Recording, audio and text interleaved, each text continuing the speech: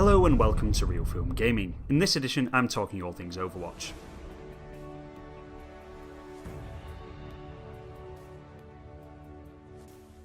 This isn't going to be a direct review, although here is one I've written online if you're that way inclined. No, today I'm going to be talking about why there's so much buzz surrounding this game. For people that don't know, Overwatch is a multiplayer online first-person shooter. On the surface it can seem like quite a one-dimensional game, as there isn't any real discernible storyline and the only game mode takes place online in player versus player matches. However, you'd be incredibly wrong in thinking so. There's 23 individual characters you can play as, ranging from defense heroes to healers, and this is what sets Overwatch apart from other first-person shooters that I've played. Every single character is perfectly thought out, from their design to their weaponry to their skill set, even down to their individual personalities. They're all distinct and unique. This level of design allows for each character to be played completely differently, meaning there's an incredible diversity in the relatively simple setup to the game. It's not even a case of you being able to play all these characters differently, you have to play these characters differently. Each one has strengths and weaknesses, and it's up to you as the player to determine what these are and how you're going to approach that match. So for example, if you're playing as Soldier 76, you can pretty much run straight into the firefight, be pretty badass, come out with a good kill streak, and also relatively unscathed. However, this isn't a tactic that would work with Widowmaker, a sniper. If you tried this, you'd be dead in seconds. That's a really obvious comparison of characters, I know, but I'm just using that as an example. There's so many more interesting nuances involved in playing this game.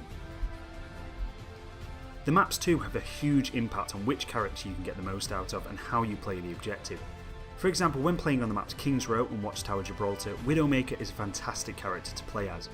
You can use her grapple to get up to vantage points and take down the enemy. As the objective moves, there's high up paths you can take advantage of to make sure you're always in a great position. Likewise, on Temple of Anubis, there's some great places to camp as Widowmaker, where it is difficult for the opposition to get you. On the opposite end of the spectrum, there's maps where I've always found it best to be an attacking, offensive character due to the more cramped street level fighting conditions. And that's just taking into account two of the characters on a small selection of the maps. The possibilities stretch on and on. Each character has two skills that allow you to tactically play the game, from turning invisible and getting round the back of the opposition to turning into a stationary minigun turret and blasting them down as they try to attack the objective. The variety of ways to play is what keeps this game fresh. As soon as you start to get bored of one character, you can choose another, and it can basically be like playing a new game, especially when you go from an offensive hero like Sombra to a healer such as Mercy. And each character has a 1 to 3 star rating depending on how difficult it is to play as that character. You can have just as much fun playing as an easier character as you can really challenging yourself to master a 3-star one. The balancing in the game is wonderful. Nothing feels overpowered and invincible. Bastion, when in his turret configuration, is one of the most powerful characters, and you can get some great kill streaks. At first it can seem slightly overpowered, but you are stationary. If someone flanks you, there's little time to change configuration and fight back. One of the coolest things to do in the game is to turn invisible and get behind the enemy as Sombra. If, say, she had the firepower of Soldier 76 or the damage of Reaper, you could flank 3 enemies and kill them all quickly. However, Sombra doesn't have that power, so you've got to get close, be clever, and aim well. You've also got Reinhardt, a tank with a ridiculously large hammer and shield, fantastic for taking attention away from your allies and covering them as they get into position. He can be a difficult character to take down due to his high health that is basically doubled with his shield.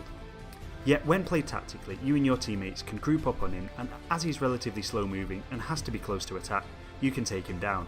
And again, that's only a number of the possible scenarios.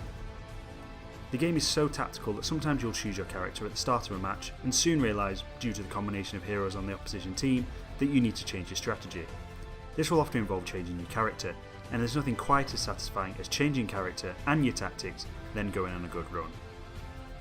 This is only just scratching the surface of what Overwatch has to offer. Every character feels real, and you get to know them and their sensibilities and personalities. It's an incredibly entertaining game that even after 20 or so hours of play, I'm still enjoying and finding out the best ways to play as I try out new characters and their abilities. If you've enjoyed this video, there's a number of ways you can support us. You can follow us on Twitter, like us on Facebook, or head over to our blog on WordPress. You can also listen and subscribe to our weekly film and TV podcast on iTunes and SoundCloud.